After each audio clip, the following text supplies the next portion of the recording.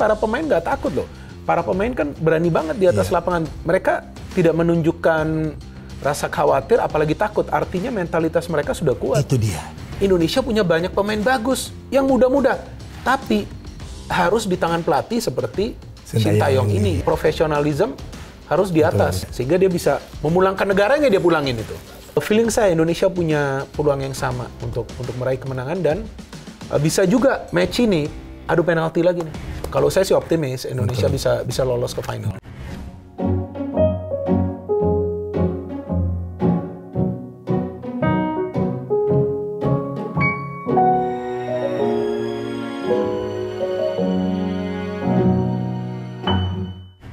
Kembali di Alvin in Love dan sekarang sudah ada Bung Binder bersama saya. Apa kabar, Bung? Baik, ini semangatnya nih. Iya dong. Ikut kena nih aku. Wih. Tapi emang luar biasa spektakuler ya. Yang mungkin semua orang nggak bisa menyangka seperti itu kan. Kan seperti Bung Binder nggak ada yang kebetulan dalam pertandingan U23 ini kan. Banyak yang mungkin lupa. Kita sekarang kan melihat hasilnya dari permainan timnas. Padahal di belakang hasil ini ada proses. Nah, proses ini juga kan makan waktu bertahun-tahun. Betul. Jadi memang ketika prosesnya benar dan memang dijalankan oleh pelatih yang memang qualified, ya sekarang kita menikmati hasilnya. Bahkan sekarang kan kalau kita menonton timnas U23 ini, kalau kita nggak lihat papan skor itu, ya kan mungkin kita kira tim Eropa yang main.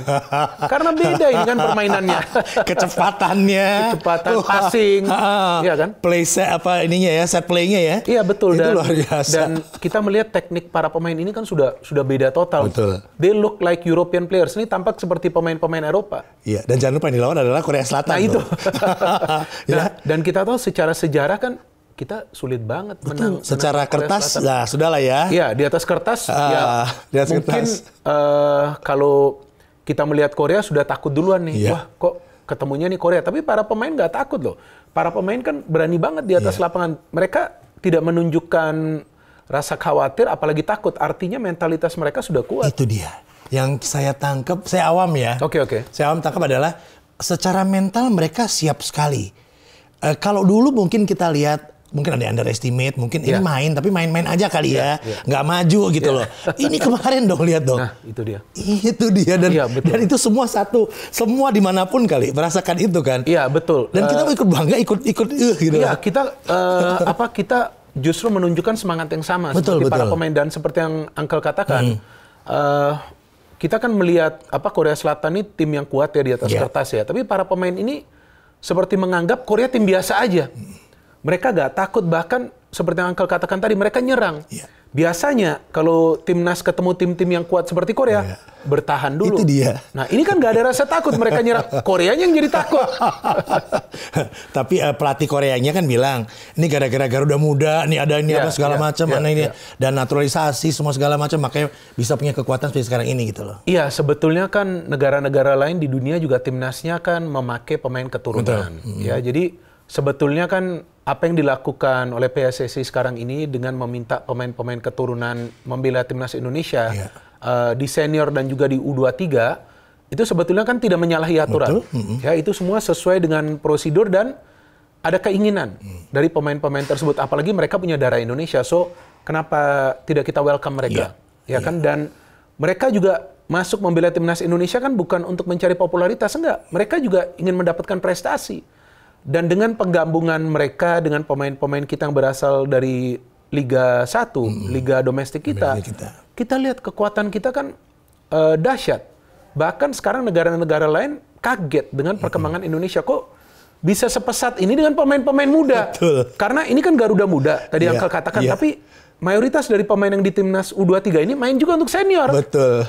Jadi ini mental mereka, ya artinya nih sebetulnya timnas U23 rasa senior. Jadi apa yang terjadi sebetulnya ya? Harmonisasi, istilahnya keren. Oke, you are right. Ya, betul. Harmonisasi antara pemain. Exactly. Lalu kemudian dengan pelatih tentu kita lihat arsiteknya dia kan. Betul. Lalu kemudian dengan federasi. Yes.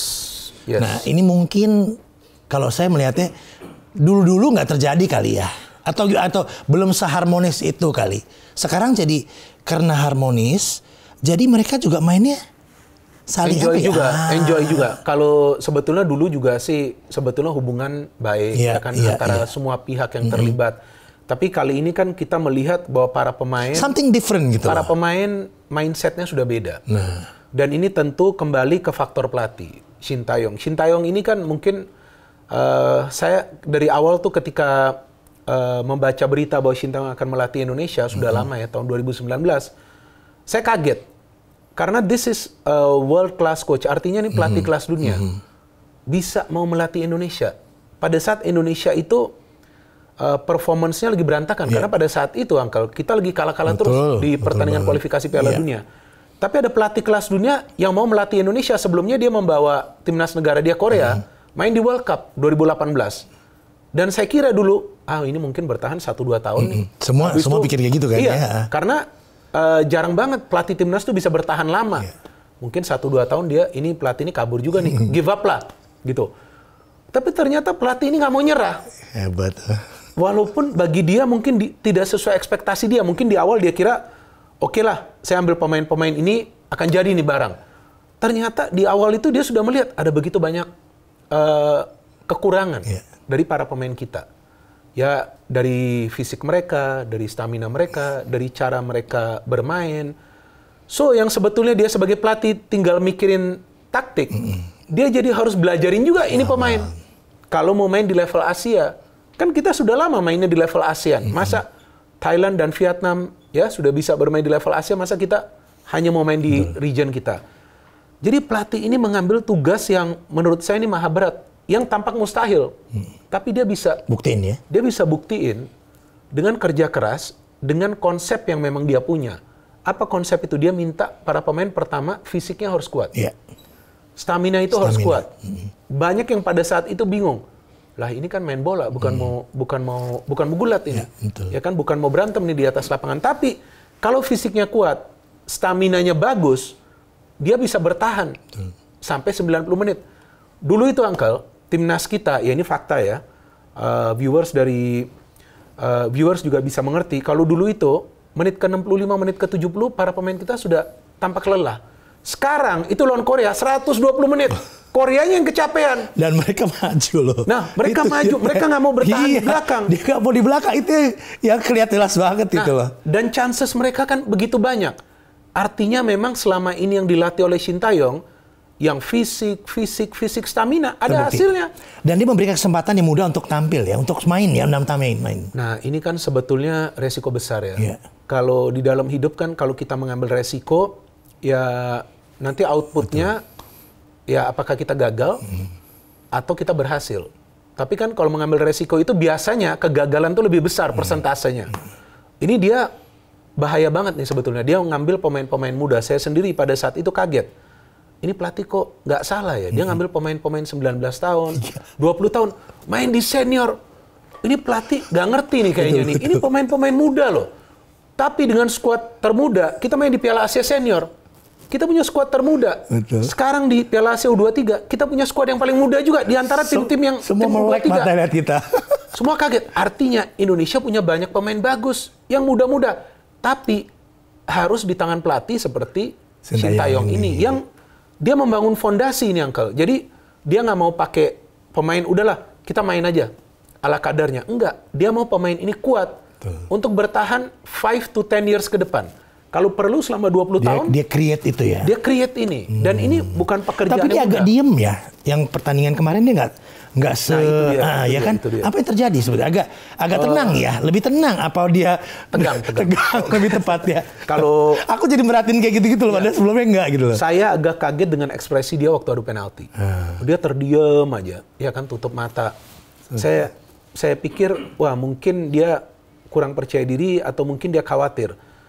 Tapi tampaknya dia hanya fokus dan dia berharap bahwa para pemain ini bisa menjadi eksekutor yang bagus di adu penalti. Karena adu penalti itu kan sebetulnya yang diperlukan mental ya. Mental dari para pemain ini harus kuat. Dan Shin Tae-yong juga paham kalau Indonesia bisa mengalahkan Korea masuk ke semifinal means we are one step more to go to Olympics. Betul kan? Jadi ini memang pertandingan yang sangat penting dan lawan negaranya yang pernah dia latih. Korea Selatan. Yang pernah dia bawa ke final. Piala Asia U23 ini pernah dia bawa 2016. Yang timnas seniornya pernah dia bawa ke Piala Dunia. Jadi ini agak emosional juga bagi dia. Bahkan setelah pertandingan dia juga bilang kan mau tidak mau ya profesionalisme harus di atas. Betul. Di atas segalanya. Sehingga dia bisa memulangkan negaranya, dia pulangin itu. Tapi kiper juga keren kita. Hernando Arif ya? Hernando Ari. Betul. Ari. Iya. Kan banyak yang sebelumnya mengkritik Hernando Ari ya. Tapi saya jelaskan bahwa ini kan kiper yang muda dan kiper yang punya prospek bagus. Tapi our defense, pertahanan kita ini harus bagus. Kalau kita tidak punya pertahanan yang bagus, ini kiper kan capek juga. Pemain-pemain shooting ke dia. Ya akhirnya kan akan kebobolan juga. Tapi ketika defense bagus, ditambah dia lagi bagus, jumlah kebobolan kita gak banyak loh. Oke lah, Korea bisa mencetak 2 gol, ya kan? Tapi mereka juga kan tidak bisa menciptakan banyak peluang dalam match itu. Jangan lupa kick off juga ya Korea. Itu dia. Sehingga dapat ya akhirnya Justin Hubner kan diulang lagi penaltinya. Cuman saya melihat bahwa kiper ini kan sangat penting karena kiper ini kan yang paling terakhir ini. Dan dia itu sudah main dari level U16 di timnas kita. Jadi ada proses juga yang dia jalankan sebelumnya sampai dia masuk ke senior dan memang dia bermain di U23 juga. Oke, berapa jam lagi nih? Ya kita akan beberapa jam lagi kita akan lihat Uzbek. Nah, ini kan oke lah Indonesia apa kuda hitam ya. Tapi Uzbek pun juga secara atas kertas tadi juga nggak bisa dipandang ini ya. Mungkin nggak sesakti Korea Selatan dalam ininya dilihat orang. Tapi kan ini stamina dan sporadisnya kayak gitu kan gitu. Betul. Nah. Kalau di atas kertas nama Uzbekistan tidak sekuat Korea Selatan. Itu betul. Tapi secara track record di kelompok umur seperti under 20 atau under 23 ini Uzbekistan bagus. Mereka pernah menjadi juara di Piala Asia U23. Sebelumnya di Piala Asia U20 juga mereka performanya bagus. Di Asian Games dengan materi pemain yang sama, mereka menyingkirkan Indonesia di babak per-8 final. Jadi ini sebetulnya tim yang bagus juga, meskipun secara brand nih, secara nama Uzbekistan. Tapi ini tim yang bagus di level U23. Tapi kan belum ketemu Indonesia mereka. Ya kan Korea sebelumnya nggak kalah, nggak kemasukan gol. Ketemu Indonesia nggak bisa main juga mereka. Tapi kan beda nih. Striker kan ada yang digantikan nih, ya kan? Nah ini apa yang terjadi? Peluangnya banyak. Lihatnya seperti apa? Nah ini yang saya khawatir. Karena sebelumnya dengan Rafael Struijk ya yang nggak bisa main, kan nggak gampang juga bagi timnas kita untuk skor. Finishingnya ini masih lemah. Betul. Jadi ya sekarang kembali lagi ke Shin Tae-yong. Shin Tae-yong ini kan nggak bisa kita baca pikirannya. Mau kita prediksikan keputusan dia, kadang-kadang kita juga salah. Dia bilang mau kasih 3 nama, Marcelo apa siapa dan siapa lain. Ramadan Sananta, Hoki Caraka atau Marcelino. Marcelino. Nah, tapi Marcelino ini kan sebetulnya kan bukan striker. Jadi mungkin juga dia bisa memainkan Marcelino ini sebagai striker palsu. Artinya ya dia main di posisi itu meskipun dia bukan striker karena dia mainnya cukup baik. Jadi Shin Tae-yong ini memang paling sulit dibaca pikirannya dan itu bagus untuk timnas kita. Jadi pelatih tim lawan ini akan bingung. Dia mau mainkan siapa nih? Kan biasa 1 hour before kick-off, 1 jam sebelum kick-off baru line up itu turun. Jadi prediksi? kalau kita lihat? Nggak, kalau soal prediksi, ya kalau menurut saya ini 50-50. 50-50? Ya, 50-50. Memang Uzbekistan juga favorit ya. Di Piala Asia U23 ini Uzbekistan ini favorit. Tapi kan sekarang Indonesia sudah beda ya. Nggak seperti Indonesia yang 4, apalagi 5 atau 6 tahun yang lalu ya. Sudah beda. Ini generasi emas. Generasi emas kita, golden generation. Jadi feeling saya Indonesia punya peluang yang sama untuk meraih kemenangan dan bisa juga match ini adu penalti lagi nih. Bisa juga. Karena Uzbekistan juga punya kemampuan cetak golnya bagus. Tim kita sekarang tinggal tergantung siapa yang main di depan nih. Tapi yang penting jangan sampai kita kebobolan di match ini. Karena Uzbekistan biasa kalau dia cetak gol, dia belum kebobolan loh. Uzbekistan ini belum kemasukan gol satu pun belum pernah. Satu pun belum pernah. Satu-satunya tim. Jadi kita harus leading dulu lawan mereka. Kalaupun kita kemasukan gol setelah leading kan masih imbang gitu. Betul. Ya kan? Kalau Korea masih nge-lead dulu ya. Nah, seperti yang lawan Korea kan kita leading dulu. Jadi itu yang bisa secara momentum akan berada di pihak Indonesia. kan gini, nggak usah terlalu tinggi dulu deh. Ada yang bilang begitu kan. Minimal Olimpiade dulu deh, gitu loh ya. Karena ini kan kaget nih, terlalu cepat. Bukan, saya nggak bilang terlalu cepat. Ini luar biasa, saya bilang gitu. Kalau terlalu cepat kan kita underestimate. Luar biasa berarti ini karunia ya, dengan kerja keras tentunya, bukan kebetulan. Nah, Olimpiade dulu deh. Nah itu gimana? Ya kalau kita benang lawan Uzbekistan, means kita sudah pasti ke Olympics. Betul. Kalau kalah, seandainya kalah, nggak bisa masuk ke final, masih ada playoff. Playoffnya lawan wakil Afrika yang sebetulnya bukan tim yang kuat juga. Timnya gini. Rencananya itu awal Mei nanti kita main. Jadi ya sebetulnya secara peluang Indonesia one step lagi nih masuk ke Olimpik. Jadi sekarang tergantung juga kepada Sintayong, taktik dan strategi dia, dan juga kepada para pemain. Intinya bagi para pemain, jangan overconfident di match ini. Oke, sudah bisa mengalahkan Australia, pesta gol lawan Yordania, menyingkirkan Korea Selatan. Korea Selatan itu dari tahun 84 selalu masuk Olimpik. Ya, ini pertama kalinya loh setelah sejak 84 mereka gak masuk Olimpik. Di Qatar lagi. Iya, sampai Presiden Federasi Sepak Bola mereka itu meminta maaf karena gagal timnya masuk Olimpiade.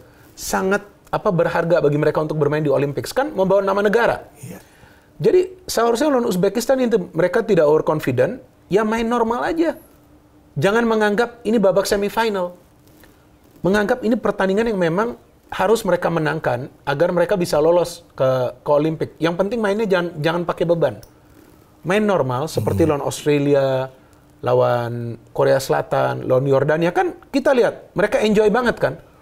Dan saya ngelihat sepertinya mereka mengikuti arahan dari pelatih. Pokoknya jangan pegang bola itu lama di belakang ataupun di tengah. Kasih terus itu bola ke depan. Cari ruang, lari terus, tekan para pemain tim lawan. Jadi mungkin tim-tim lawan ini tidak menyangka kok Indonesia berani ya main terbuka. Indonesia kok berani main menyerang. Kalau sebelumnya Sintayong memang memilih bermain bertahan dulu. Tapi sekarang pemain-pemain progresnya sudah bagus. Gak bisa dia minta para pemain tahan dulu di belakang. Nyerang dulu kalian. Punya kecepatan, punya fisik yang kuat. Akhirnya tim-tim ini tumbang semua kan. Apalagi bisa sekian lama itu kan, kayak tadi itu kan. 120 menit itu. Saya kira waktu masuk ke extra time itu, saya was-was juga. Ini 30 menit lagi loh. Belum nanti kalau adu penalti. Tapi adu penalti, eksekutor kita cuma 1 yang gagal. Eksekutor mereka 2 yang gagal. Iya kan? Dan kiper kita beberapa kali baca bolanya tuh udah hampir benar semua.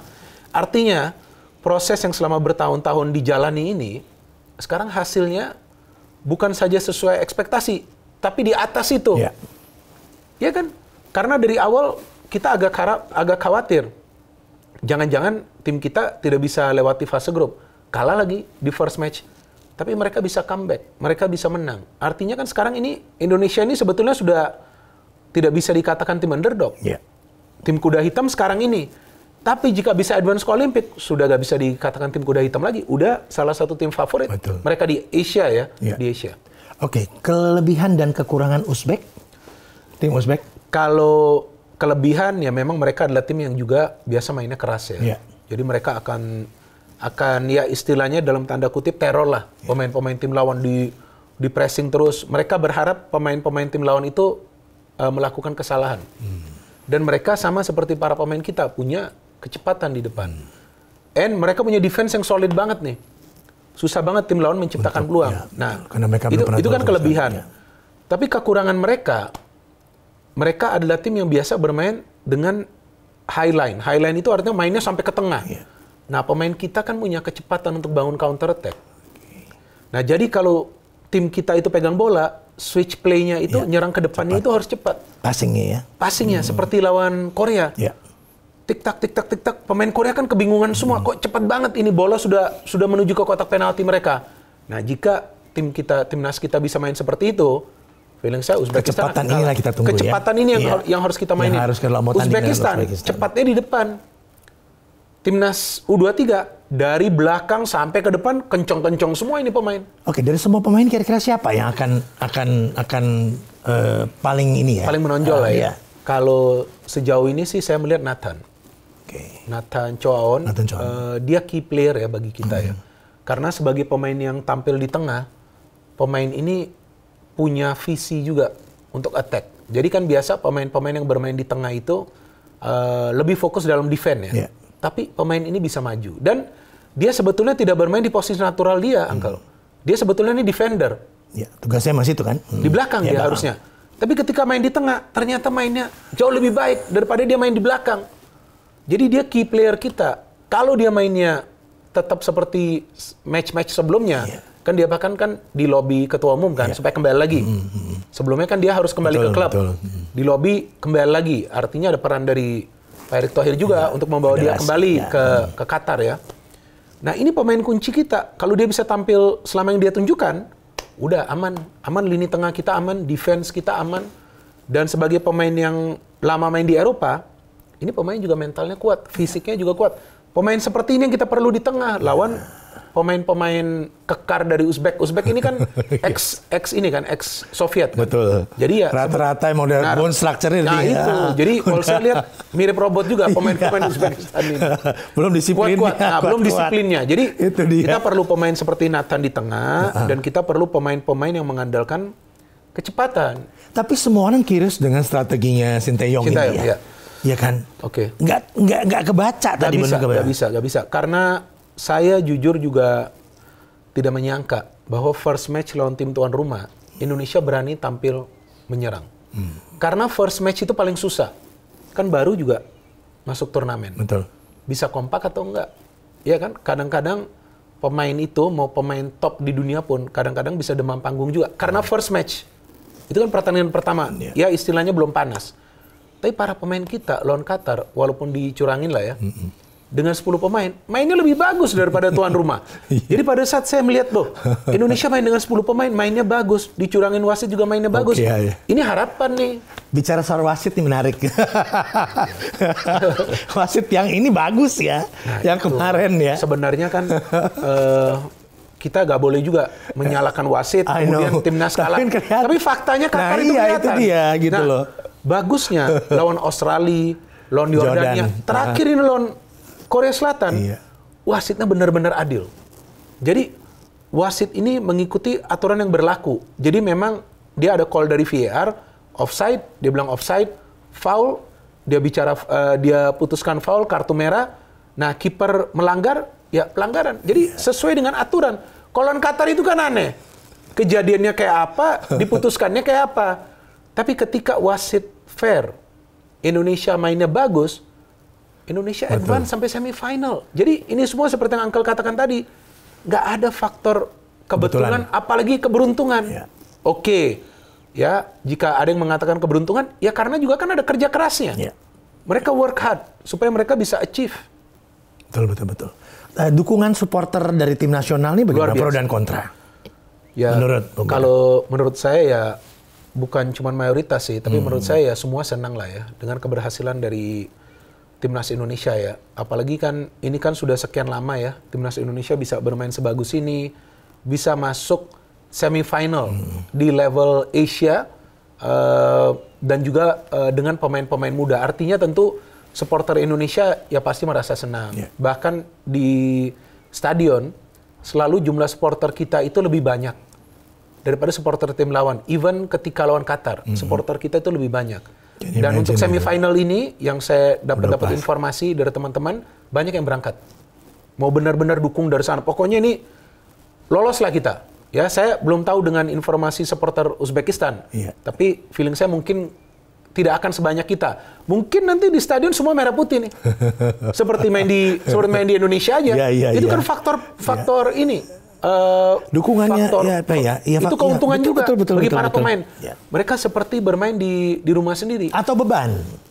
Kalau ada dua ya. Beban bisa. Tapi kalau saya melihat dengan hadirnya supporter ini, ya apalagi kan mereka dekat ke lapangan kan, ini yang membuat para pemain justru nyaman. Apalagi sekarang supporter sudah beda juga mindsetnya, Uncle. Kalau yang saya baca di media sosial, bahkan ada beberapa ya yang saya baca komennya, ini bukan saya yang mengatakan. Mereka bahkan mengatakan, ya seandainya kita tidak bisa advance ke final, yang penting mainnya bagus. Supporter pinter dan realistik ya, smart supporter dan realistik ya. Karena mereka sebelum-sebelumnya tuh, istilahnya sekarang, kalau kita membuat polling, berapa banyak sih supporter timnas yang baru? Yang dulunya tidak pernah nonton timnas tapi sekarang nonton. Banyak sekali. Mungkin bisa di atas 20-30%. Karena permainan sepak bola ini kan sebagai hiburan bagi kita. Ketika permainan ini cantik, ya supporter seharusnya puas dong. Dan saya melihat di sosial media, nggak ada yang bicara bahwa Indonesia mainnya tidak memuaskan atau apa. Permainan indah yang keluar. Permainan indah ini mereka mau. Mereka maunya ya mainnya bagus dulu deh. Nah setelah itu kalau bisa menang ya lebih bagus lagi. Jadi yang mereka sekarang melihat perubahan Indonesia bukan saja masuk ke semifinal, but secara permainan. Nah kalau kita melihat permainan yang menghibur seperti ini, kan kita mau begadang sampai jam 3 pun kemarin. Sampai saya tidur cuma 3 jam. I know, sama istri tercinta. Nah, itu dia. Tidur cuma tadi saya mau tanya, tidur belum ini? Nanti malam jam berapa ini? Nah, gitu itu, ya, itu. Udah tidur belum ini? Udah persiapan. Udah persiapan. Kopi, snack, apa semua. Saya bikin nonton bareng di rumah aja. Oh, di rumah ya? Karena buat saya itu mungkin lebih enak ya. Sama circle friend nonton enak. Betul. Jadi mungkin lebih nyaman kitanya. Kita kan lebih bebas. Nah, even like nobar. Teman-teman saya yang dulunya dilarang ada nobar, dilarang katanya. Ada aturannya. Nah, itu kan ada aturannya. Itu biasalah. Memang harus seperti itu. Biasa ada aturannya kan mereka beli hak siar. Betul. Cuma teman-teman saya yang bukannya jarang tidak pernah nonton timnas. Ini jujur. Itu bisa nelpon saya. Yuk nobar yuk. Waktu Korea, tapi saya bilang ini kan 12:30. Ini kan orang yang paling penting sekarang. Iya, tapi diundang di mana-mana semuanya. Tapi kan kalau ini saya thank you banget datang kemarin. Luar biasa ini. Tapi kan kalau saya ikut nobar, saya nggak bisa nonton. Betul. Orang pasti ngobrol kan sama saya. Jadi saya bilang saya tidak mau nobar. Tapi kalau kamu mau ke rumah saya boleh. Tapi itu kan 12:30. You nonton aja bilangin. Tapi karena itu dini hari, jangan. Tapi hari Senin ini, udah ada yang mau datang ke rumah. Oke lah, kita nonton sama-sama di rumah. Ya, kalau saya sih optimis Indonesia bisa lolos ke final. Berapa? Kalau tadi kan saya mengatakan 50-50 ya, bisa chance penalti ya. Bisa penalti. Tapi kalau saya melihat cara Indonesia main, sebetulnya para pemain sudah tidak ada rasa takut. Para pemain punya confident dan mereka sepertinya tidak mau gagal di semifinal ini. Bahkan kapten tim itu udah ada mindset itu dan feel itu ya. Rizky Ridho itu udah mengatakan pada saat lolos dari fase grup, pada saat sudah masuk ke perempat final, kita nggak mau stop di sini. Kita mau masuk sampai ke final. Bahkan kita mau menjadi juara. Nah, banyak yang menanyakan kepada saya kemanapun saya pergi, bisa juara atau tidak? Jawaban saya tuh sederhana. Kita jangan pikirin juara. Kita lolos dulu ke final. Karena dengan lolos ke final, kita akan masuk Olimpik. Betul. Kalau sudah lolos ke final, ya kita harapkan Indonesia menjadi juara. Karena kita juga ingin ada piala kan, ada prestasi kan. Tapi tahu akan kemampuan beda loh dengan sombong. Iya, betul. Ya kan? Betul. Jadi saya melihatnya mereka bekerja keras nih. Right. Betul. Timnas ini bekerja keras betul. Jadi saya rasa pelatih ya juga memberikan pengertian itu pada mereka. Lu udah kerja keras nih semua gitu loh. Betul. Jadi tinggal main nih, tinggal maksimalkan motivasi.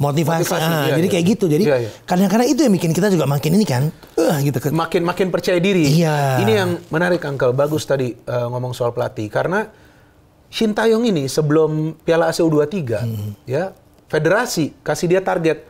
Yang penting bawa tim ini lolos fase grup, kemudian kita perpanjang. 2027. Ya. Dia malahan balik ngomong, enggak, saya mau bawa ini tim ke Olimpiade. Kagetlah federasi. Walaupun targetnya untuk lolos dari fase grup nanti akan diperpanjang, tapi dia maunya kita lolos yang lebihnya sampai semifinal, kemudian kita lolos ke Olimpik. Mungkin awalnya kita ketawa, ya. Kalau saya nggak ketawa, cuman saya mengatakan, walaupun ini apa yang Shin Tae-yong katakan ini tidak realistis di atas kertas, tapi boleh dong kita mimpi. Ya kan? Kita harus punya mimpi dong dalam hidup ini. Goals. Tapi mimpi ini harus dengan mata terbuka. Karena ini kan mau main bola nih. Artinya apa? Para pemain harus perform. Ikutin apa yang dia ngomong. Dan baru beberapa hari lalu, dia mengatakan itu di press-con. Dia mengatakan, kalau para pemain ikutin saya, percaya deh, kita akan lolos ke final. Jadi nih, udah mau lolos nih kita ke final nih. Artinya, ya ini pelatih yang punya optimism, yang punya rasa optimis, yang dia tularkan ke pemain. Seperti yang tadi Uncle katakan. Betul. Dia bilang ke pemain, pokoknya main aja. Motivasinya besar, karena motivasi itu adalah bagian yang sangat penting atau faktor yang penting bagi seorang atlet.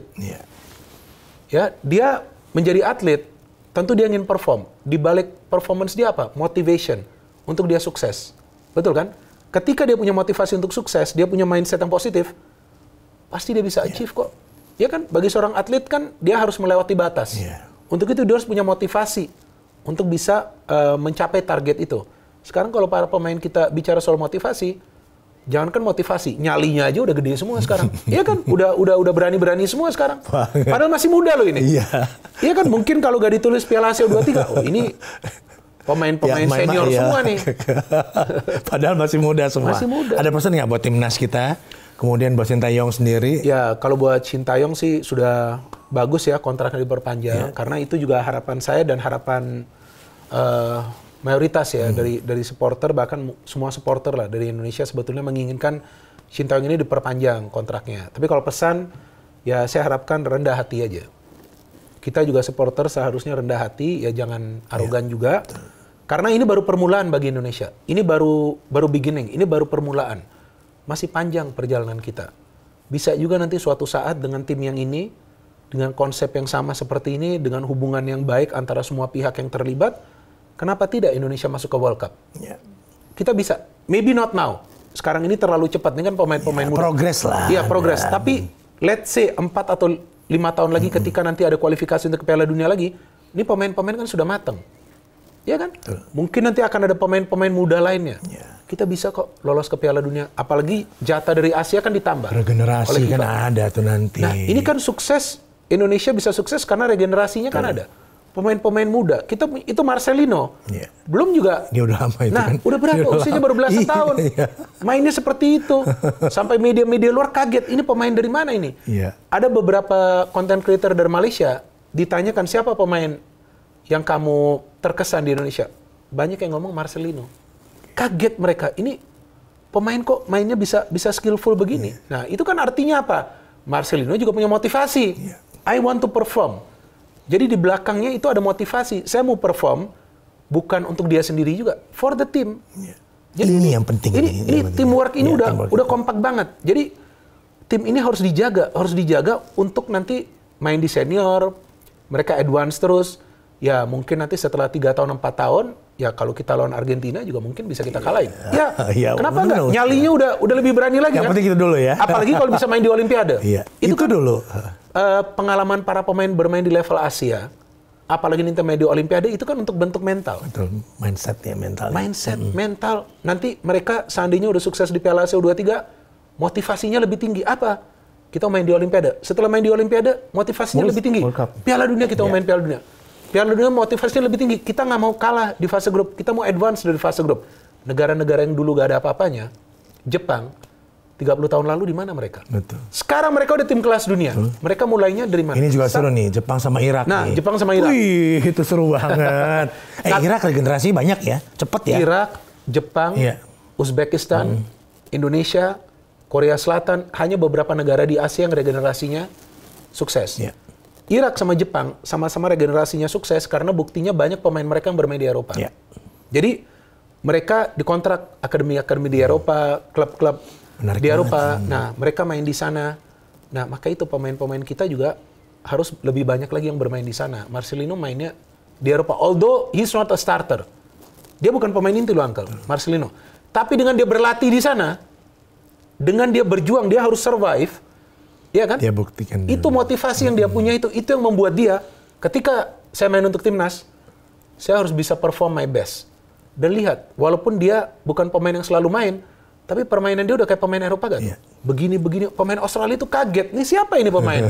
Iya kan? Dari mana ini pemain muncul? Dan malam ini dia ada kan? Nanti kan dia ada. Kita lihat seperti apa. Jadi Marcelino juga salah satu key player. It means pemain-pemain kita juga harus bermain di luar.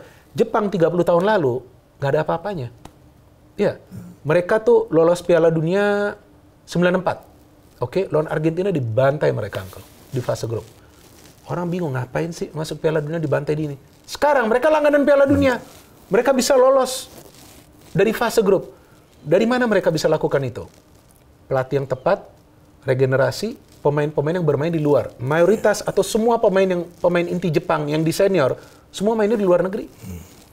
Itu yang perlu dilakukan oleh para pemain kita lainnya. Sebelum kita tutup, Liga 1 gimana Liga 1? Liga 1, saya begini, Uncle. Memang banyak yang tidak suka dengan Liga 1. Ya, bahkan Pingin dengar aja. Ya, bahkan meremehkan para pemain. Tapi saya beberapa kali mengatakan ada jejak digitalnya juga dan akan ada jejaknya di sini juga.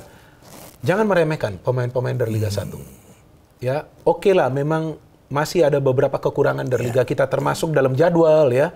Kemudian juga dalam style of play beberapa tim, not all teams. Kemudian dari infrastruktur stadion yang sekarang, yang saya tahu beberapa stadion lagi renovasi, ya kan, supaya standarnya lebih baik lagi, ya kan. Tapi jangan meremehkan mereka. Karena mungkin yang kita lupa, kalau saya sih nggak lupa, mungkin yang banyak yang lupa, bahwa sebetulnya kan timnas U23 ini kerangkanya pemain-pemain Liga 1 yang sebelumnya pernah bermain di Liga 1. So, jangan pernah meremehkan mereka. Mereka butuh waktu untuk mereka progres seperti sekarang. Tapi mereka kan nggak menyerah. Kalau mereka menyerah, gimana kita bisa punya timnas U23? Yang menendang penalti untuk bawa Indonesia lolos adalah pemain yang sebelumnya bermain di Liga 1, Arhan. Ya kan? Terus ada juga Ramadan Sananta yang sekarang masih main di Liga 1. Kipernya Hernando Ari 2 kali save. Mainnya di Liga 1. Jadi kita tidak bisa meremehkan mereka, apalagi merendahkan mereka, enggak. Walaupun dari segi ranking Liga 1 ini di Asia, jika saya tidak salah rankingnya 28 atau 26. Saya nggak ingat pastinya. Tapi Shin Taeyong tuh selalu maunya kalau bisa semua pemainnya dari Liga 1 aja. Tapi kan limited option. Sekarang dia dikasih target. Kalau dia nggak meminta pemain-pemain keturunan, ya saya nggak yakin akan advance seperti ini juga. Tapi dia tidak melupakan pemain-pemain yang dari Liga Domestik. Penggabungan ini, itu yang dia hebat. Penggabungan ini yang membuat Indonesia itu sulit ditebak permainannya. Ada pemain mainnya kayak pemain Eropa, ada pemain yang main lokal. Nah, ini penggabungan ini membuat Indonesia sulit ditebak permainannya. Dan ini bisa dilihat dengan mata jelinya. Saya bisa ngelihat dan saya selalu mengatakan. Tolong jangan meremehkan mereka apa merendahkan. Mereka itu kalau perlu berkeringat darah di atas lapangan. Tapi namanya perlu waktu untuk bermain di level Asia. Tapi sekarang menurut saya setelah turnamen ini pasti ada pemain-pemain yang dilirik klub-klub luar. Maybe not Europe. Maybe dari Jepang, dari Korea. Apalagi kan kalahin Korea. Ya kan cobalah siapa nih pemain yang kita masukin ini kita trial. Wow, kita kan sudah ada 2 pemain yang main di Korea. Arhan. Dan Asnawi, mungkin bisa 2-3 pemain lagi dibawa ke Korea. Mental mereka bisa semakin kuat. Jadi semuanya ini kembali ke pemainnya, Uncle. Mau gak sih progres? Bahkan nih yang saya baca beberapa berita, I don't know whether it's true or not. Saya gak tahu ini benar atau enggak. Ada beberapa pemain yang sebetulnya juga agak khawatir kalau dipanggil ke timnas. Saya gak tahu ini benar atau enggak ya. Karena latihannya gila. Latihannya keras. Tapi pemain-pemain yang sekarang menjadi bagian dari timnas, ini juga kan keuntungan bagi klub mereka. So when they come back to club, performa mereka lebih baik. Iya kan? Mereka bermain jauh lebih baik. So ini menguntungkan klub-klub di Liga 1, tentu bagi kita, timnas kita juga advance. Tinggal sekarang federasi bagaimana, ya sekarang ini kan lagi euforia di timnas, sebelumnya timnas Piala Asia, nanti fokus juga ke Liga. Kalender Liga itu harus dibuat sesuai dengan kalender timnas kita. Biar nanti klub-klub udah mau lepas pemain, lepas aja gitu. Karena klub-klub kan tidak dirugikan juga.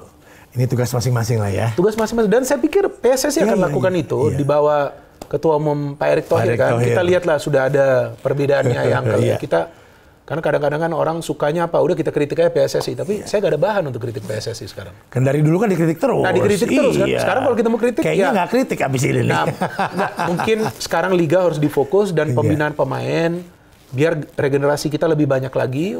I think they will do it. It's a good start ya. Sangat baik. Ya, untuk kasih kesempatan dan kemudian kelihatan apa yang dilakukan oleh mereka. Dan kita lihat nanti seperti apa. Ya, yang penting kita optimis. Ya kan, kita jangan overconfident, kita optimis dan kita support gak boleh 100%. 110%, tambahin 10% kok susah banget. Gue 115 deh. Lebih tinggi dong dari saya. Hasil layak kuliner. Oke, jangan lupa like, subscribe, dan share, dan sampai jumpa.